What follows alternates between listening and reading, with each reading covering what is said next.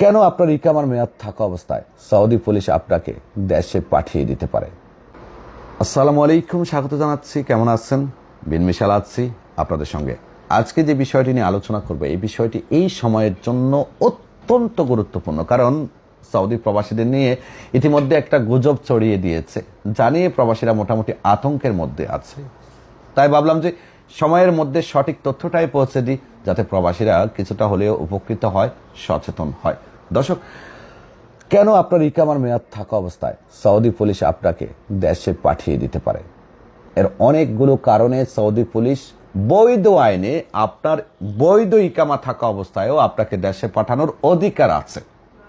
আপনারা বিভিন্ন সময় দেখবেন বাংলাদেশ এয়ারপোর্ট থেকে নিউজ কভার করে বাংলাদেশের বড় বড় টেলিভিশনগুলো, যেখানে খবরগুলো এইভাবে প্রকাশ করে যে সৌদি আরব থেকে ইকামা থাকা অবস্থায় খালি পায়ে এতগুলো লোক পাঠিয়ে দিয়েছে। আবার যারা বলে তারাও বলে যে আমাদের ইকামা থাকা অবস্থা আমাদেরকে পাঠিয়ে দিয়েছে। কিন্তু নিউজ মিডিয়াগুলো কখনো এটা বের করার চেষ্টা করে না যে আসল কারণটা কি। আসল কারণ অনেকগুলো থাকে। বিনা কারণে খুব কম সংখ্যক মানুষকে দেশে পাঠায়, কারণ দিয়ে পাঠায়। তো আমাদের প্রত্যেকে জানতে হবে, জানা থাকা উচিত যে কেন আপনার ইকামার মেয়াদ থাকা অবস্থায় পুলিশ আপনাকে পাঠাবে। এর অনেকগুলো কারণ থাকে।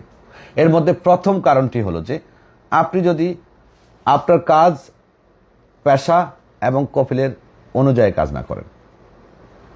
আমরা যারা বাংলাদেশ থেকে আসি, আমি জানি 99% লোক আমাদের যে এগ্রিমেন্ট পেপারটা আছে সেটা চিনেই না, দেখেও নি। প্রত্যেকটা এগ্রিমেন্ট পেপারের মধ্যে টার্মস অ্যান্ড কন্ডিশনে স্পষ্ট লেখা আছে আমি যে নিয়োগকর্তার কাছে যাচ্ছি, যে কাজের উদ্দেশ্যে যাচ্ছি, আমি সে নিয়োগকর্তা এবং সে কাজটাই করব। আমি শ্রম আইন মেনে কাজ করব। কিন্তু কয়জন প্রবাসী আসলে সে নিয়মটা মেনে কাজ করে? কারণ আমরা তো এগ্রিমেন্ট পেপারটাও দেখিনি। চলুন কারণগুলোর মধ্যে প্রথম কারণটা নিয়ে আলোচনা করি। উদাহরণস্বরূপ আমি একটা এক্সাম্পল দিচ্ছি, এটা এক্সাম্পল দিলে অনেকেই বুঝতে পারবেন। এবং দর্শকদের উদ্দেশ্যে প্রথমে একটা প্রশ্ন ছড়িয়ে দিচ্ছি। আপনি যদি একজন হাউস ড্রাইভার হন অথবা আমেল মঞ্জিল হন, তাহলে আপনার কাজ করার কথা ছিল কোথায়? আপনার কফিলের বাসায়, কফিলের গাড়ি চালানো। এখন আপনি যদি সবজির দোকানে কাজ করেন, কাপড়ের দোকানে কাজ করেন, মোবাইলের দোকানে কাজ করেন, অথবা কোনো প্ল্যান্ট প্রজেক্টে কাজ করেন, তাহলে সেখানে পুলিশ যদি অভিযান চালায় বা মুক্তবাল আমেল যদি অভিযান চালায়, আটক করলে আপনি কি জবাব দিবেন? তারা তো প্রথমেই প্রশ্ন করবে যে তুমি এখানে কেন কাজ করতেছো? তুমি তোমার কফিলের আন্ডারে কাজ করার কথা, কফিলের বাড়িতে কাজ করার কথা। তো এর উত্তরটা আপনার কাছে আছে? নাই। কারণ সৌদি সরকার আপনার বিষয়টা অ্যাপ্রুভাল দিচ্ছে, আপনি আপনার কফিলের বাসায় কাজ করবেন, কফিলের কাজ করবেন, যে পেশায় আসছেন সেই পেশায় কাজ করবেন। এখন আপনি সেই নিয়মটা না মেনে বাইরে কাজ করতেছেন। এমনটা প্রত্যেকটা প্রবাসীর জন্য, প্রত্যেকটা পেশার জন্য। উদাহরণস্বরূপ আপনি আপনার কফিলের সাথে একটা মৌখিক চুক্তি করেছেন। সৌদিতে কিন্তু ফ্রি ভিসা বলে কোনো ভিসা নেই, এটা তথাকথিত মৌখিক ভিসা। হয়তো আপনি কফিলকে ফায়দা দিচ্ছেন অথবা দালালের সাথে চুক্তি করে আপনি বাইরে কাজ করতেছেন। এই যে আপনি চুক্তি করে বাইরে কাজ করতেছেন, এটাকেই বলে শ্রম আইন লঙ্ঘন। আপনি আইন অমান্য করতেছেন। আর এই ক্ষেত্রে যদি আপনার ইকামার মেয়াদ থাকা অবস্থায় আপনাকে আটক করে দেশে পাঠায়, তাহলে নিশ্চয়ই এটা সৌদি আরবের আইনের এগেনিস্টে যায় না। যদি আরেকটু সহজ করে বলি, আপনার কফিল হলো আল কাসিমের, আপনি কফিলের আন্ডারে কাজ করার কথা ছিল, কফিলের ছোট মুআসাসা বা বড় মুআসাসা। এখন তার আন্ডারে না কাজ করে আপনি অন্য একজন সৌদির আন্ডারে কাজ করতেছেন, অন্য একটা প্রতিষ্ঠানে কাজ করতেছেন। আপনার কফিলের সাথে ওই সৌদির কোনো লিগাল চুক্তি নাই, আজির করা নাই। নর্মালি কোনো ব্যক্তি যদি বাইরে কাজ করতে হয়, তাহলে কফিল পেমেন্টের মাধ্যমে আজির করে দিতে হয়, বাৎসরিক একটা পেমেন্ট দিতে হয়, এটা বৈধ প্রক্রিয়া। কিন্তু সেটাও নাই, সেক্ষেত্রে এটা অবৈধ। আর এক্ষেত্রে যদি আপনি কোথাও কাজ করা অবস্থায় আপনাকে আটক করে, তো কাজ করা অবস্থায় প্রথমে আটক করলে কি চেক করে? এটা কফিলের দোকান কিনা, কফিলের নামের সাথে মিলে কিনা, ওই যে প্রতিষ্ঠানের যে সিজিল বা সিআর আছে সেটার সাথে মিল না পেলে আপনাকে আটক করে নিয়ে গিয়ে দেশে পাঠানোর সম্ভাবনা থাকে। আবার সবাইকে সবসময় পাঠায় এটাও বলা যাবে না।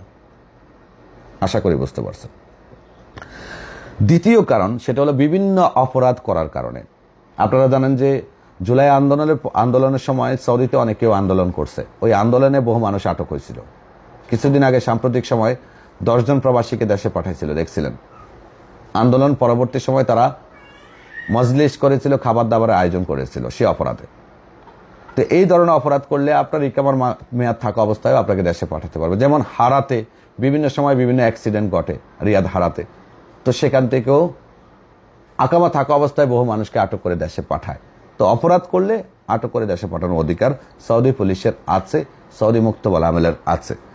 তারপরে যে কারণটি সেটি হলো সৌদিকরণ করা হয়েছে, সৌদিদের জন্য যে সকল প্রতিষ্ঠানগুলো বাধ্যতামূলক করা হয়েছে সেখানে সৌদি ছাড়া কাজ করতে পারবে না। ওই সৌদির জায়গাতে যদি আপনি কাজ করেন, যদি উদাহরণস্বরূপ বলি মোবাইলের দোকান 2015 সাল থেকে সৌদিকরণ হয়েছে, নিয়ম অনুযায়ী মোবাইল দোকান সৌদিরা চালাইবে, সবজির দোকানও সৌদিরা চালাইবে। এরপরে হলো যে কোনো প্রতিষ্ঠানের রিসেপশন, অ্যাকাউন্টেন্ট, এই পেশাগুলো কিন্তু সৌদিকরণ। এখন ওই সৌদির জায়গায় যদি আপনি কাজ করেন, ওই কাজরত অবস্থায়, কাজ করা অবস্থায় ওই প্রতিষ্ঠানে ঢোকার পরে যদি আপনাকে আটক করে, তাহলে সৌদি পুলিশ আপনার ইকামা থাকা অবস্থায়ও আপনাকে দেশে পাঠানোর ক্ষমতা রাখে।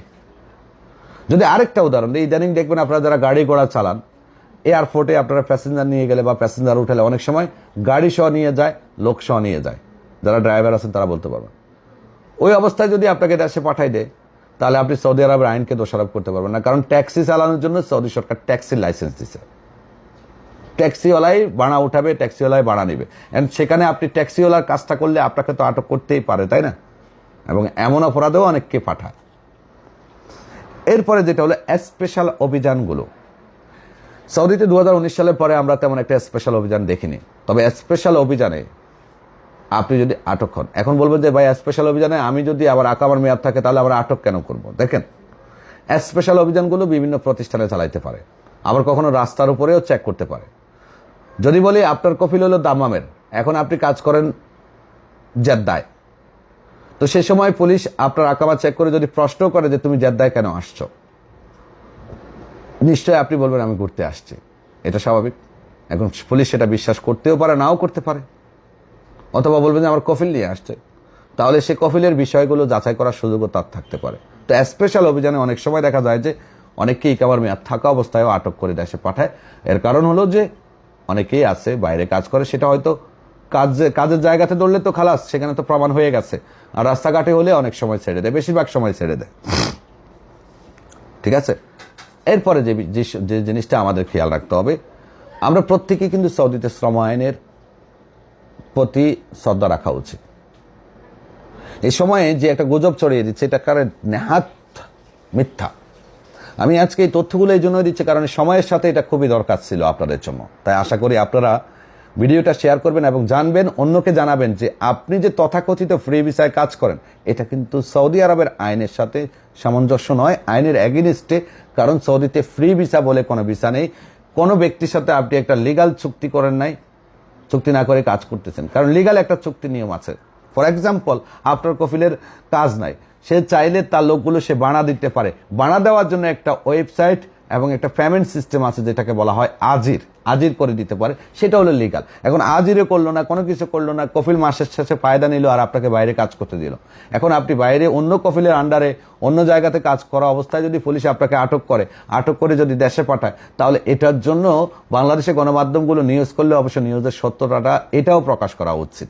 আল্লাহ হাফেজ।